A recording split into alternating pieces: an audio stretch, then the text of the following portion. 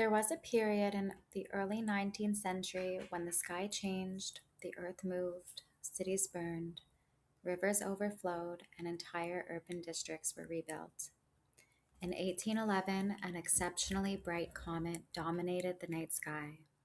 Months later, a series of enormous earthquakes struck the Mississippi Valley. During the decades surrounding these events, devastating fires swept through the cities across Europe and North America.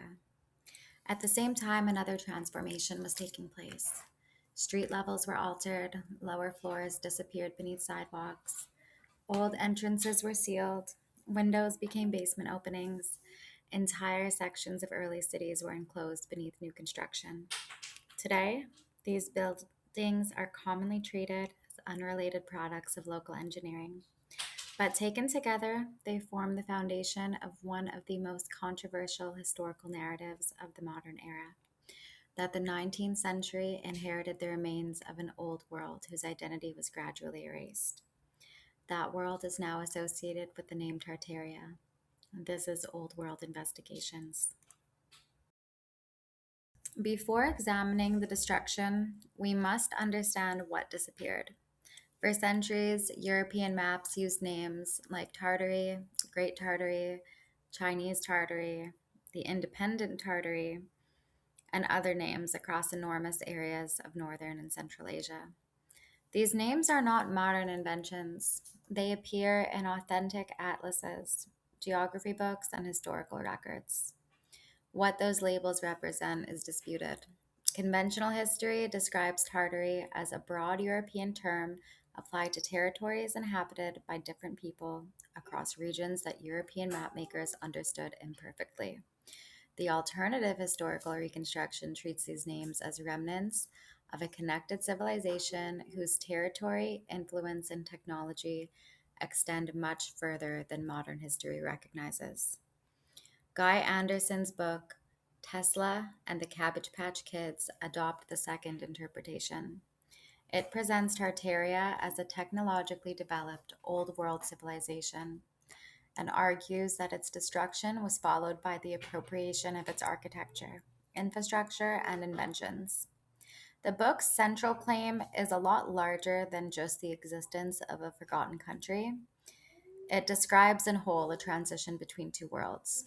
One created the monumental buildings, the next inherited them, renamed them, and produced new histories explaining where they came from. Now I want to talk about the Great Comet of 1811. So in 1811, the Great Comet appeared.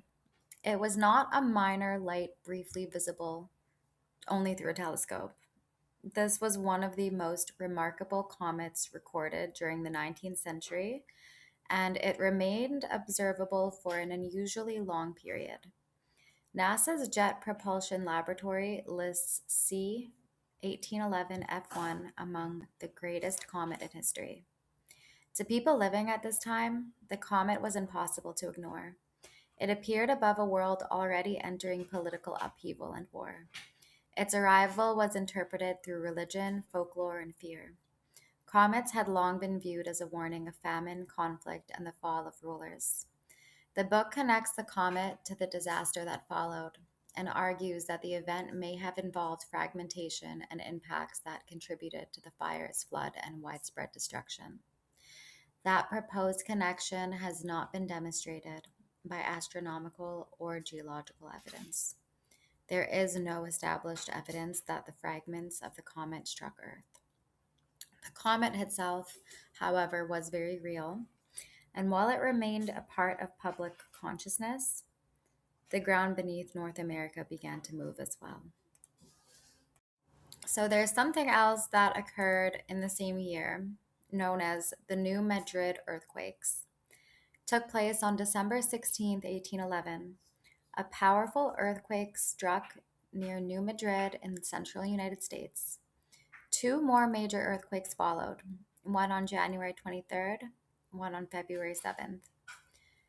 The United States Geological Survey estimates that the three principal earthquakes were approximately magnitudes of 7.5, 7.3, and then again 7.5.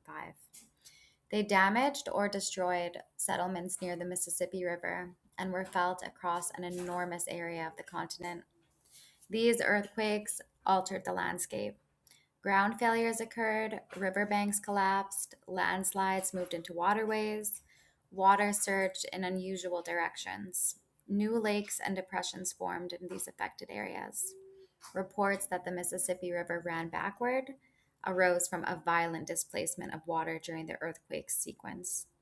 These disturbances were dramatic enough to become part of American folklore. This was not a theoretical catastrophe, this was documented. The sequence affected a sparsely populated region, which limited the number of destroyed urban structures. Had earthquakes of similar strength occurred beneath a dense modern city, the consequences would have been immense. The book places New Madrid sequence inside of a broader global destructive narrative. The evidence securely establishes major regional earthquake sequence. It does not establish that it was caused by the comet or that it formed part of a worldwide campaign against Tartaria, but the distinction does matter. The events were real. The connection still unverified, but questionable. Part four would be about the age of burning cities. So, in the 19th century, there was an age of catastrophic urban fires. Cities were densely built, usually made of wooden structures standing very close together. Heating, cooking, and illumination depended heavily on open flames. The industrial district stored coal, timber, oil, and other combustible materials. Municipal water systems were limited, organized fire services were inadequate. Narrow streets allowed flames to move rapidly from one building to another. As a result, individual fires could destroy entire districts. The Great Chicago Fire of 1871 forced enormous sections of the city to be reconstructed. By the end of the century, Chicago had emerged as a transformed urban center.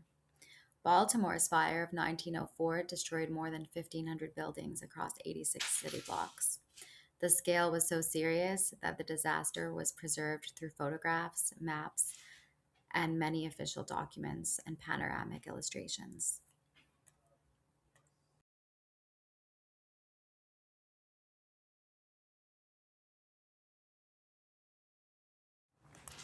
Similar disasters occurred elsewhere as well. The book interprets the repetition of city fires as a deliberate destruction. It proposes that old world buildings and technologies were systematically removed, especially when their origins could no longer be convincingly explained. The existence of many fires does not establish a single organizer. The conventional causes were powerful enough to produce repeated disasters: combustible construction, industrial hazards, war, poor infrastructure, and limited firefighting capacity. A coordinated destruction theory requires more than a list of fires. And going through the book, it doesn't provide a complete chain of evidence, but what it does reveal is something still worth examining. Destruction gave governments, developers, and institutions repeated opportunities to redesign cities and redefine the history. Once an old district was gone, the rebuilt city became the version that the future generation remembered. The strongest visual evidence associated with the mud flood narrative is not found in the sky or in war records. It's right beneath our feet. Old buildings across numerous cities contain doors, windows, and decorative stonework below the present street level.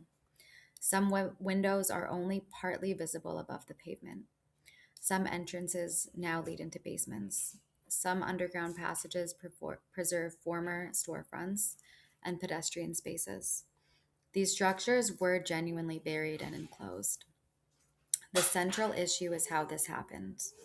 Chicago provides a documented example. The city occupied flat, poorly drained land.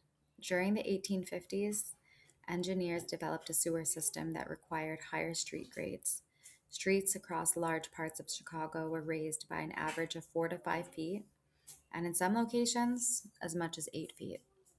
The sewers were reconstructed at the necessary elevation, earth was packed around and over them, and new streets built above.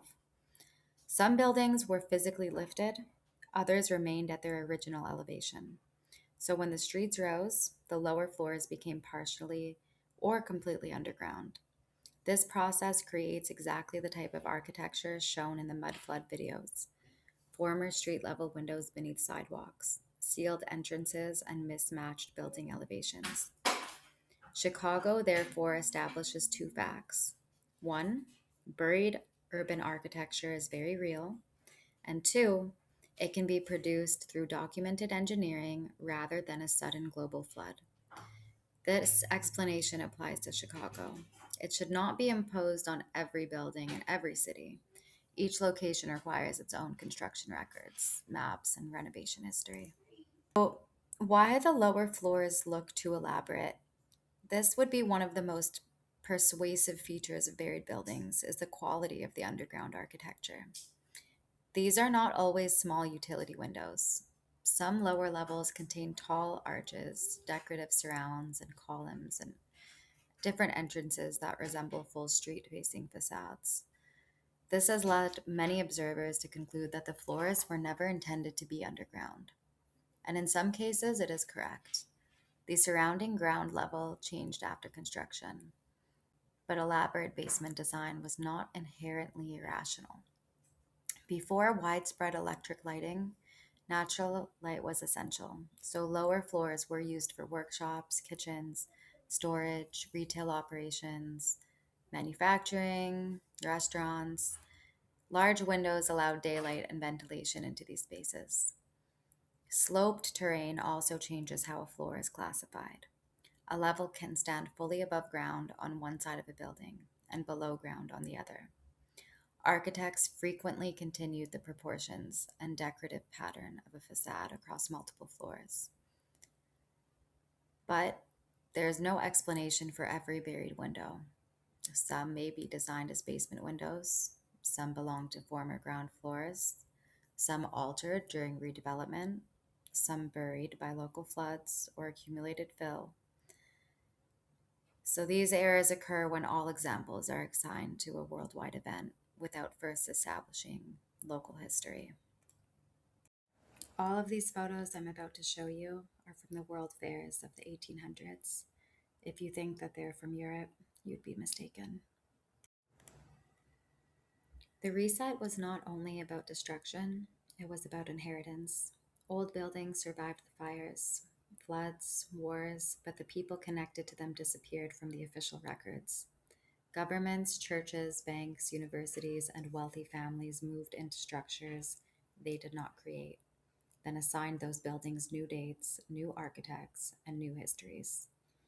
This is why so many official records use words such as founded, established, opened, or dedicated instead of clearly stating when a structure was built. Those mark institutional possession. They do not necessarily reveal construction. The reset narrative presented in Tesla and the Cabbage Patch Kids describes a coordinated transition between 1776 and 1778.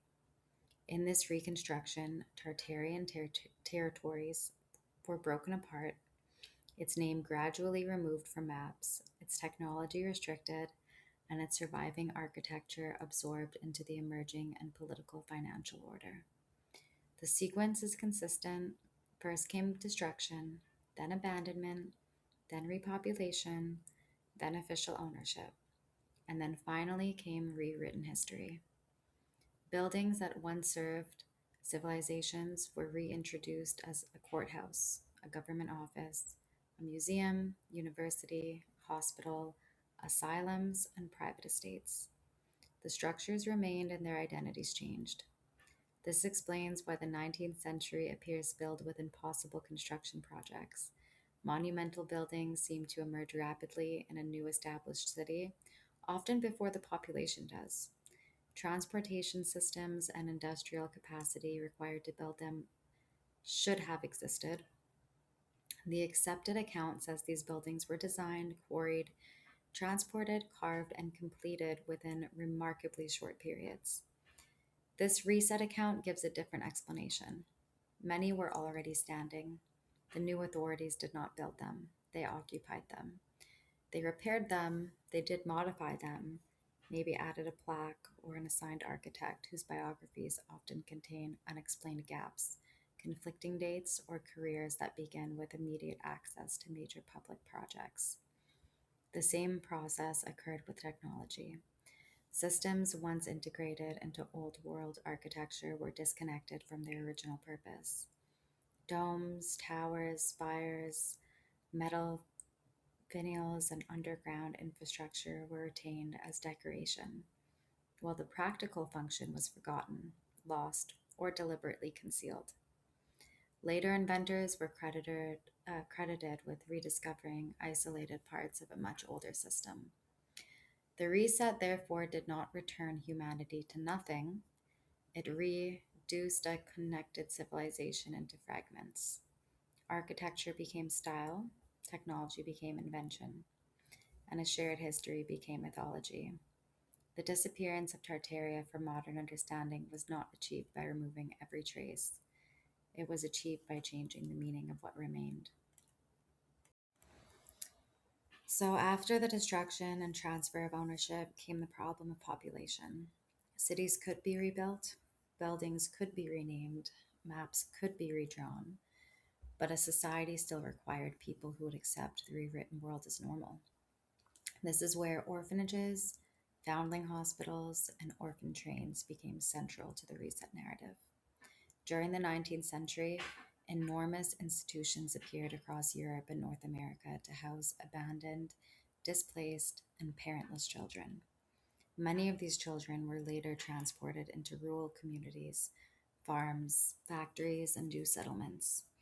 Official history presents this as a response to poverty, migration, disease, and urban overcrowding. The reset interpretation sees something larger: a generation separated from its parents and inherently would also be separated from memory. Children raised by institutions would learn the new history, use the new calendar, accept the new national borders, wait for Santa Claus at Christmas, and occupy cities whose original builders had disappeared from all public record. They would not remember the old world because they had never been allowed to know it, and this made children essential to the creation of the new order. The surviving architecture could remain standing, but its meaning had to change. And what do you think happened to those in the old world that wanted to reject the new world? And why do you think so many people were in asylums in this era? A former civic structure could easily become an asylum, and a palace could easily become a government building. A vast institutional complex could be an orphanage. And once a new generation had been raised inside of this system, the rewritten history no longer needed to be forced. It became inherited. So, the book that I mentioned earlier connects this process to the orphan train, a large foundling institution, and the sudden appearance of children across rapidly expanding settlements, which I will get into further videos. It does argue that the repopulation was not simply a humanitarian response, but a part of a broader restructuring after the destruction of Tartaria. Whether every part of that reconstruction can be independently documented, the pattern remains important.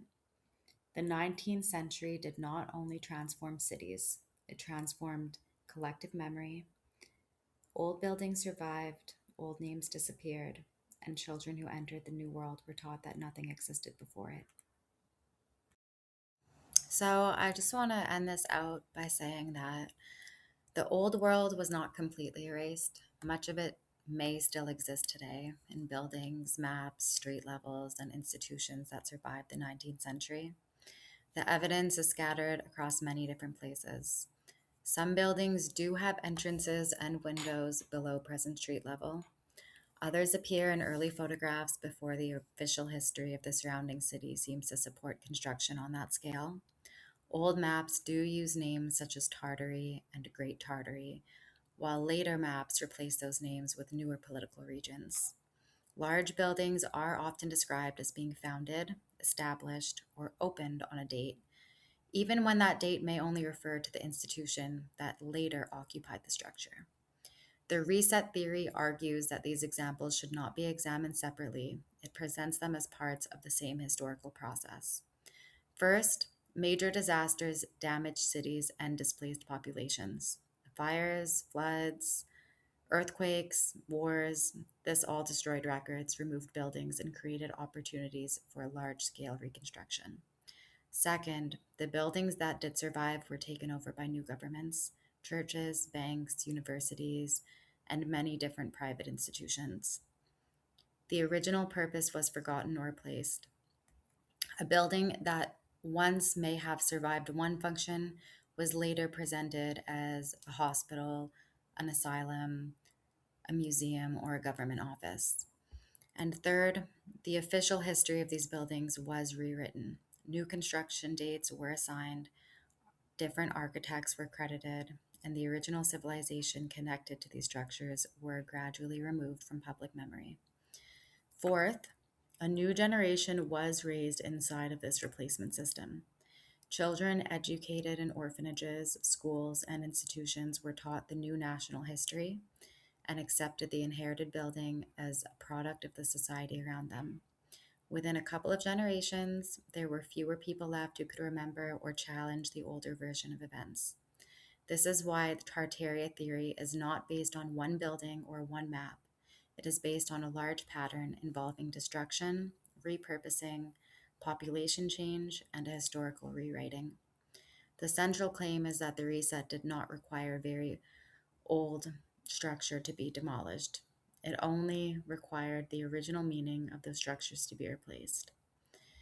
Once the public accepted these new explanations, the surviving architecture no longer looked like evidence of an early civilization. It just became part of the modern world. And that is my conclusion of this investigation. The old world may still be visible all around us, but most people have been taught to interpret it through the history written after the reset. This is Old World Investigations, where we examine maps and records that may reveal what existed before the modern world took its present form. I hope you enjoyed.